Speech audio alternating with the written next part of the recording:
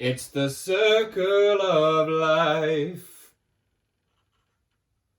Hey there, welcome again to L&D Basics. This is episode 3, and we're going to be talking about the training cycle, or the circle of life, depending who you ask in L&D. This can be used at organisational level and also just if you want to do one training session. The first part of the training cycle is planning, and this comes from identifying the learning needs or the learning gaps that you've seen. This is called TNAs, or Training Needs Analysis, and we're going to go into this next week. For the time being though, it is just looking at a situation or a part of your organisation and finding out what skills you need and what skills aren't currently there that you want to develop.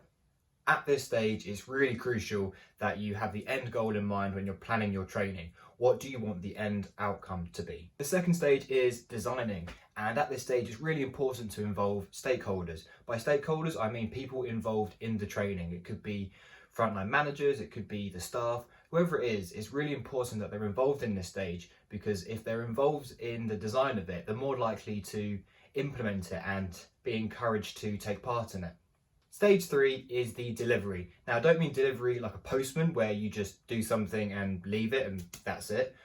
What delivery means is you also assess and engage. Now, if anyone was listening last week, if you haven't, there's going to be a link somewhere, if I'm any good at this YouTube thing, to last week's video.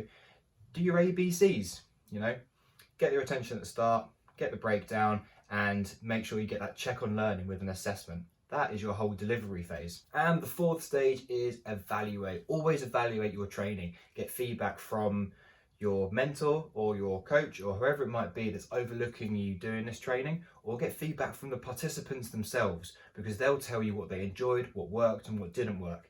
All that's left to do now is to complete that circle, and to do that we get the feedback, we implement it, and we look to improve our training session or learning initiative for the next time that we want to apply it. And that is full. You remember the Jaffa cakes? Full moon, half moon.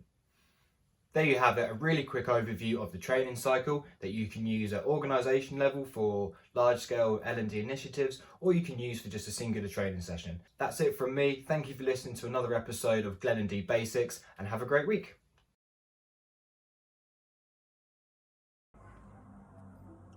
Mother